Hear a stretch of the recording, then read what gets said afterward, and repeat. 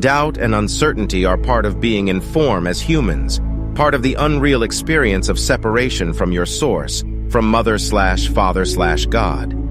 Yes, it is an unreal experience, even though while you are undergoing it, it does seem totally real.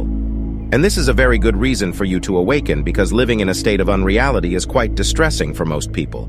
Yes, at a deep level, you do know that what you are experiencing is unreal, but that deep knowing is not available to you while you are apparently in a fully awake state as you go about your daily human lives. Living your daily human lives seems intensely real because you are choosing to identify completely with your human bodies and the physical senses that they use to engage with the world around them in every moment. Even if you are in a relaxed meditative state, a loud noise, a smell, or something touching you will immediately return you to your physically aware state of normality. Living life as a human in form is not easy. In fact, it is often very difficult, and for some it can be more than extremely difficult. Nevertheless, hard as it is for many to accept, every single human who has ever incarnated, and of course including those incarnate now in 2023, made a personal, divinely guided choice to do so. Everyone incarnate as a human has a deep spiritual purpose, and has chosen to be incarnate in order to come to a full and complete understanding of that purpose. And that purpose? That purpose is to come to full conscious awareness that your true and unchanging nature is love. Mother/father/God is love, and so are each one of you. A major aspect of incarnating is the loss of your memory that you are eternally one with God. The reason for this is to assist you in coming to the realization that the state of separation from your source that you are experiencing as a human in form makes absolutely no sense at all. Once you begin to look around you at the world in which you live, and at the way it appears to operate, with conflicts arising in practically every relationship, from intimate one-on-one personal ones right up to the ones between nations and continents, you are unable not to question the purpose of your human lives as you observe the insanity almost continuously unfolding in the world around you. Modern means of communication have made it practically impossible for anyone to remain unaware of the total failure of the systems that are supposed to ensure that you can all live together in peace and cooperative harmony on your most beautiful planet. Divisiveness is encouraged from infancy onwards, as the little ones are exposed, even from the moment of conception, to ever-increasing amounts of competition in order for them to learn how to be seen, heard, and listened to as humans in form. They learn that the only way to succeed in this is to shout louder than anyone else, and the result of that training, to which you have all been exposed, is that no one is ever truly seen, heard, or listened to. To be unseen, unheard, and unacknowledged is to be separated from reality, from your state of oneness with Mother/Father/God. Fortunately, this has never happened, and can never happen because there is only one. You are all, without any exceptions whatsoever, one with our source in every moment of your eternal existence. There is never even the briefest of moments when your divine connection is interrupted, let alone broken or severed. You are one with God from the moment of your creation and forever after, in every moment of your eternal existence. It is as simple as that, and you know that until you incarnate, whereupon your memory of your true nature is lost, forgotten, as a state of amnesia envelops your human forms, in order for you to experience the unreal state of separation from God that being human entails. Many of you wonder why you would or ever could have chosen to experience that state when you were already and forever present in your true and natural state of infinite and eternal joy and bliss. Well, eons ago, the briefest of micro-moments ago, the insane choice was made to see what it would be like to experience separation from your Creator.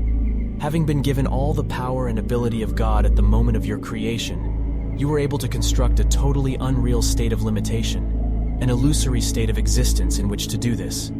At that same instant, your infinitely loving Father, totally understanding the pain and suffering into which it would lead you, provided you with the way to leave it, and to return home. However, the state in which you found yourselves seemed totally and inescapably real. The only state of existence possible, and so you settled yourselves in to deal with it, and with all the terror. Quickly you developed an alternate self, an ego, to whom you then chose to turn for protection and guidance. But being itself unreal, a mere figment of your imaginations. The guidance and protection you sought from it was not only unreal and invalid, but it set you against one another by introducing a state of fear and mistrust, a state that you still experience as conflicts continue to arise between you today. The way out, the exit from this painful experience, is to embrace your natural state, love, and allow it to guide you at all times. Your egos, of course, attempt to intensify the level of fear that you are experiencing when it seems to them that you are about to make the choice to do so, and you find yourself seemingly between a rock and a hard place. You do want to live lovingly with all others, but to attempt to do so seems insane, because the world around you appears to be filled with innumerable dangers, and with large numbers of people who will be only too happy to take advantage of your credulous naivety. And of course, every day the MSM and social media keeps on bombarding you with warnings about the innumerable online scams that could ensnare you and cause you untold damage. The collective ego does an excellent job of intensifying your worst fears, and of encouraging you to take ever more precautions against the dangers out there. To embrace your true nature does not mean that you throw precautions to the winds. It means that you allow and invite the love that you are, Mother/Father/God, to fill your hearts. When you do, she will, and your personal energy fields of love will strengthen enormously as you align yourselves with her. When you do this, others will feel the love that you are expressing and will be drawn to you. Those who are still avoiding or disowning love, by regularly engaging dishonestly with others, will elude or evade you because the love flowing through you and from you will feel extremely uncomfortable to them, and they will most certainly not wish to be in your proximity. Love truly is the only way to engage with life because it is life. It is the real you. When you engage fearfully or doubtfully with life, you are effectively wearing masks, playing parts in an imaginary drama, and avoiding fulfilling your life purposes. When you choose to live in this manner, you will feel discontented and anxious, because at the deepest part of your beings, you know that the identities or personas that you are presenting to others are unreal. Everyone wants to be real, to be themselves, but their egos make great efforts to discourage them from doing so by constantly drawing to their attention their strongly felt but completely invalid feelings of unworthiness and incompetence. So, go deep within yourselves daily, to your holy inner sanctuaries. Everyone does have their own holy inner sanctuary, and make a point of inviting God into your hearts. She is always there, awaiting your invitation, and will respond instantly and with the utmost joy. She loves you way beyond your ability to understand, and she wants to hold you in her loving embrace. Be courageous.